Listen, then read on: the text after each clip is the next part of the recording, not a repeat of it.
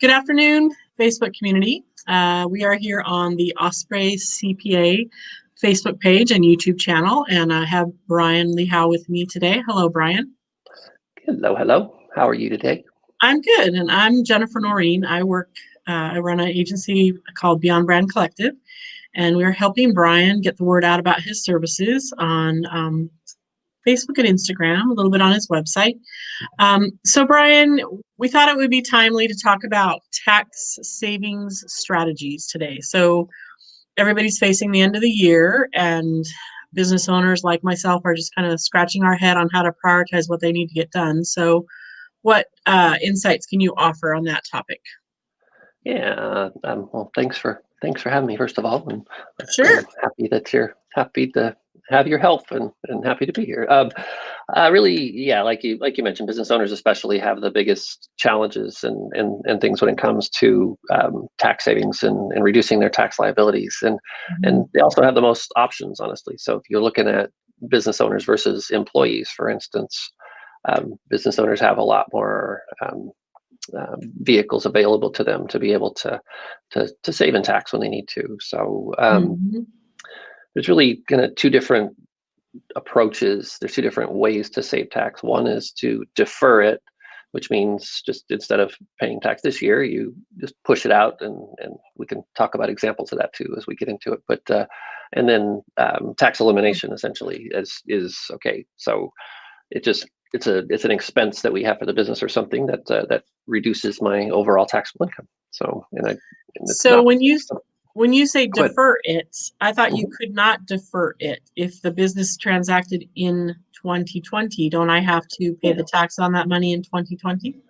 Yeah, definitely. So from in a general sense, yes, but there are strategies to things like retirement. So contributing the maximum to a 401k or something like that. So if you put $19,000 into a 401k, Oh, right. you don't pay tax on it right now, and then when you withdraw those funds upon retirement, hopefully, that's when you will pay the income tax on it at that point. So you're essentially you got time value of money, and you're saving money now, and but you do have to pay that down the road at some point when you take those funds out of your retirement. So that's a good example of a defer of a strategy to defer taxes. So if So I'm getting ready to retire and I'm going to withdraw my 401k, I just have to be mindful that I can do that this year or next year, but it's going to hit my taxes either way. Well, not withdraw from. So if you're contributing to a 401k, so you're Oh, putting gotcha. $19,000 into your 401k, that becomes less income that you have to pay tax on this year. Oh, I However, see. I'm sorry. yeah, Okay, I that's understand okay. now. No, Got you're it. good. No, that's all Well, I'm right. your No. typical customer, so my questions are real and sincere. You guys That's all always, right. all my professional services people, they always talk about their businesses with all kinds of acronyms and they speed through words. And it's like, okay, I'm your typical customer and I have no idea what you just said. So that's part of my role in these go lives is to Oh, ask you the perfect. questions that maybe other people out here are thinking about and wanting to ask. Absolutely. So go ahead. More about Yeah. tax saving strategies.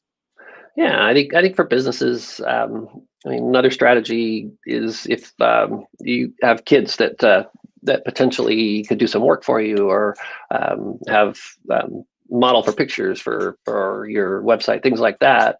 You can essentially pay your kids a salary, and that money essentially would, as long as it falls underneath the limits of what becomes taxable to them, it's a deduction for the business, and then if they don't have to pay tax on it, really, you're um, able to save tax there by creating an expense paying your kids. And so that's more of a tax elimination strategy, not a deferred, because that, I mean, it's a deduction now and you don't have to worry about it in the future. So So um, is that because kids can, I have a couple questions there. So is yeah, that because you can make up to a certain amount without paying tax on it?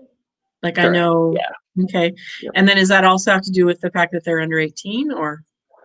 Not as much, because with children, with your own children, that the rules are a little bit different. So you can't actually um, um, have employees. So a child under 15 really can't be an employee without work permits and things like that. But Okay. with your own children, there's a little bit more flexibility there, and so you're able to most times you're able to pay them a salary as long as they're doing work for you or whatever the case may be. So Mm-hmm. yeah, and that Got it. also kind of leads into being able to put money away for them into an IRA potentially and saving for Sure. their future too. So yeah, Nice. Oh, I see what you're saying. Yeah. So yeah, they're doing work for the company. They're not having to pay tax, and you can take that money and set it aside for them. exactly. And Yeah. they learn how to work. So there you go. Right. That's right. Very Yeah. valuable. Yeah. So that's one strategy. I mean, really, and you and I are talking a little bit about equipment. So that's another way to really advance deductions for you. So if you're in need of equipment for your business and you're looking at the end of the year and worried about how much tax you're going to have to pay, I mean, purchasing that equipment in the current year will help to give you a good deduction for that current year. Mm-hmm. And that's another kind of deferral strategy as well, with depreciation, because as you purchase that equipment, generally you depreciate it over the useful life of it. So if you're buying equipment, let's just say, uh, instead of taking that expense over the next 5 years, there are provisions that allow you to advance that and take it all in this current year. So that again gives you the benefit in the current year, but you won't have that depreciation benefit in the next years following. So that's more of that deferment strategy as well. Mm-hmm. Okay. So if you're Yeah. thinking you may need a deduction and you need equipment, Yeah. are there any things like that around employees or hiring contractors or anything like that that have to do with tax savings? Um, hiring employees, it's really labor is more of a okay. It's as you pay. Most customers that I work with are cash basis, and so as you pay those expenses, that's when they become deductible. So it's a Mm-hmm. little more difficult with like bringing on employees or contractors, things like that. However, I mean, setting up things like a benefits plan for your employees Mm-hmm. that could help not only create deductions for you, but also make your employees happier and and keep your improve your retention there of your employees. So Yeah, that's so helpful. I was thinking of that as well. So if we provide health insurance for our Mhm. contractor or employee, then that dollar spent is definitely deducted Correct. for Yeah. Yeah. ourselves and for our employees, right? Sometimes. So if there's an employee portion that they pay in, yeah, you can set it up as there's certain provisions you have to meet to set it Mm-hmm. up as a pre-tax deduction. I think it's Mm-hmm. section 125, but don't quote me. Um, as a deduction that reduces their taxable income as well. So yeah, yeah, you got it. And then any portion that the company pays would be deductible for the Yeah. company. So, yeah. Yeah. Okay. Yeah. So 401k contributions, you Mhm. talked about having your children do work for you, Yeah, providing benefits.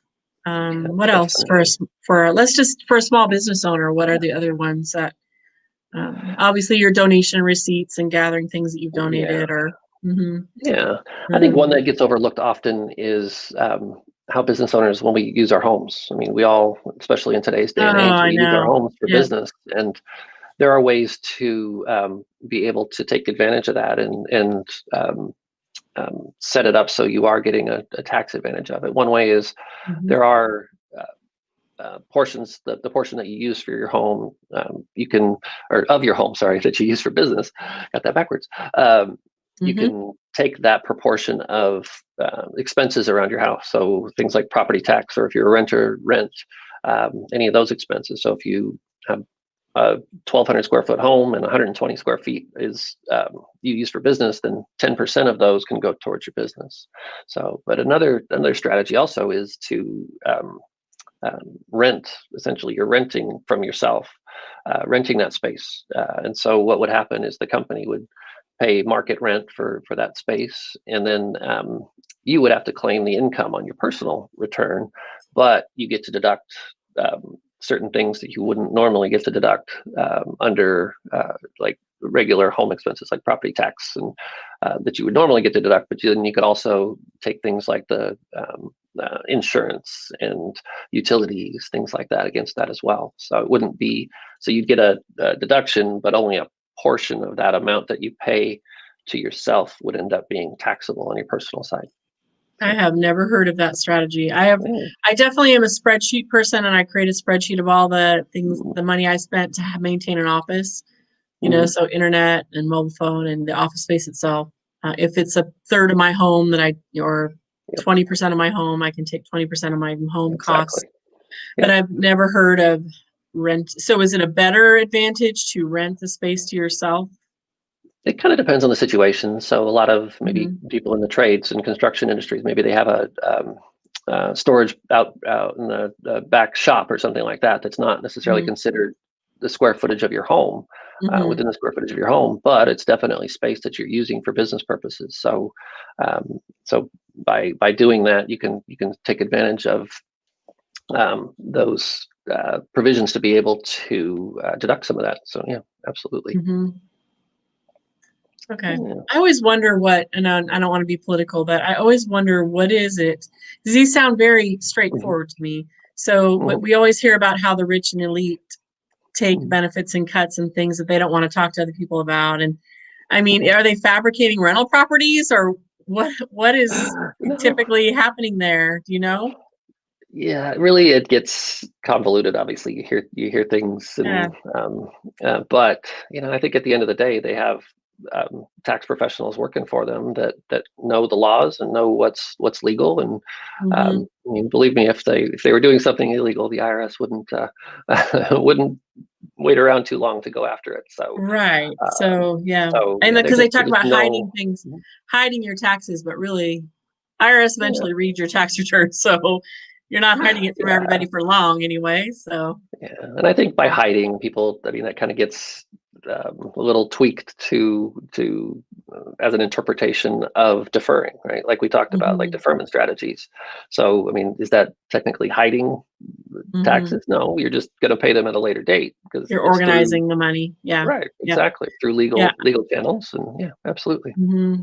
I know one Yeah. thing I've learned recently. I mean, I've owned businesses before. I've never had an LLC, but I'm learning as dealing with state taxes in a different way Mhm. as an LLC. And I'm learning that it pays off to ask the question and to bring the issue up. I think in the past, Absolutely. I've been concerned about even making an issue. It's like, oh, I'll just pay the tax, whatever. I don't want to have a conversation with them about that. I'll get in Yeah. trouble. And Yeah. really, the Department of Revenue has been pretty friendly and responsive. Yeah. And they'll love Absolutely. me for saying this, but they've been responsive and kind and willing to take error where they have made an Yes. error. And Yeah. small business, I don't know any of my clients that don't have some parts of their business that are pretty complex. It's either supplies or, for me, it's the complexity of what I do and the many fees that I manage for Yeah. clients. And I'm just learning that, you have to, especially when you're first managing a new tax structure, you have to just ask the questions and have the conversations because otherwise, Absolutely. even if it's 200 here, 300 there, by the end of the year, you've It spent, adds up. a couple thousand more than you needed to, and it's worth it to figure out, where the opportunities are to not do that. So, Exactly, exactly, and really that's my goal with our clients is to provide value. And so mhm, if we're not saving you more than our fees are, then really I don't feel like that's providing a lot of value. So right. that's definitely something. So seeking out that help, like you said, ask those Mhm. questions and seek out the Yeah. help, and I mean that's really a good approach. And with the Department of Revenue, yeah, it's funny that, again, IRS, Department of Revenue, they get bad raps with how they They treat do. people sometimes. But Mhm. oftentimes, I mean, I deal with we deal with agents all the time, whether they're Department of Revenue or IRS, and if you're respectful and nice to them and get them responses to what they need, Mhm. then they're definitely like they return that. I mean, don't get me wrong, I've seen a couple of very spiteful agents, but that's okay, and that's going to happen anywhere. But Sure. yeah, for the most part, And if you're COVID's upfront been with tough. them, and yeah, Yeah. absolutely, yeah, COVID's been if tough you're for them. They're upfront and trying to honest, yeah, do yeah, their jobs at um, home. yeah, absolutely, Yeah. I think yeah, that as a small business owner and others that I know, really we're trading our time for we pay you, but we're trading our time right, out. So like if you can make more money, working managing your business than figuring out yeah, a funky one-off tax question, it makes sense to pay someone like Bryan just to help you figure that out, who can answer it in about a fraction of the time. And yeah, I think that's why I finally decided to work with someone. So it's just worth it. I also have a bookkeeper now, as you know, and that's been helpful too. Sometimes I'm like, oh, I don't want to meet. Why? What are we going to talk about? There's always something you can talk to someone about, something going absolutely, on. in the structure of your business. That just it's good, Yeah, especially where it's around the numbers and revenue. It makes sense to talk to someone and get yeah, perspective. So, definitely. well, It lets you focus on your own core what you're good competencies at. and what you do best. Yeah. Exactly. Yep. Yeah, I nobody's good love at it. all aspects. And I think that's why a Right. lot of small businesses fail, because CEOs are trying to Right. be good at every aspect. And it's Absolutely. I have a someone in my life who's an inventor and a business owner, and he's Hmm. really good at inventing and innovating and lets someone else do some of the operations part. And it's a Yep. good thing. Yep. So anyway, well, thanks, Bryan. It was good to speak with you. It's Absolutely. always good to see You you. too. And good topic. I think very timely. I do want to wrap up talking Yeah, about deadlines because in some ways those were four-letter words to business owners. absolutely. But you talked Yeah. about December 31st, March 15th, and April 15th. So can you talk Yeah. about each of those? And they're coming up upon us. So, Yeah, absolutely. So really, you can only generally take deductions as you spend the money. So if you don't spend that by the end of the year, then it likely wouldn't be deductible until next year. So if there's things that you're planning on buying, and if there's supplies that you need or equipment like we talked about, then you want to make sure you do that before December 31st. And then mhm. March 30 or March 15th rather, it's the corporate deadline, the company tax return deadline. And so that's for businesses and partnerships, S corporations, that are not single member LLCs. The deadline is March 15th, and then April 15th is the deadline for our personal taxes this year, including single member LLCs and sole proprietors. So yeah. I'm so sorry that I am COVID friendly and working at home, so my machine's going off. I hope you guys don't Oh, hear that's all all that. right. I just wrote down the deadlines that you gave me. It's one of the fun things about this tool that I use is I'm able to update it, and I'm going to show those deadlines you just talked about. So Excellent. 12/31 purchases, March 15th corporate deadline, and April 15th is when individual tax returns are due. You got So it. thanks, Bryan. We'll have to figure out a good time to speak again. Um, Yeah. we definitely want people to call you now rather than later. We're getting close to these deadlines. So if you think you're Yeah. going to hire an accountant for your taxes, this is the time to call Bryan and have a conversation with him about it. I know from knowing Bryan over a year now that even if you don't do business with him, he's happy to give you advice. There's things that he knows off the top of his head that will take me about 5 hours research. So it's definitely paid off in spades to have a relationship with someone like Bryan. So thanks, Bryan. Happy Anything to else help. you want to wrap up tax saving strategies topic with? I don't think so. No, just wish All right. everybody a Merry Christmas and Happy Holidays. And For yeah, sure. Yes, and happy taxes. Happy tax days. yes, For yes. sure. All right. Thanks, Bryan. Awesome. We'll talk again Thank you, next month. Jennifer. Take care. Sounds good.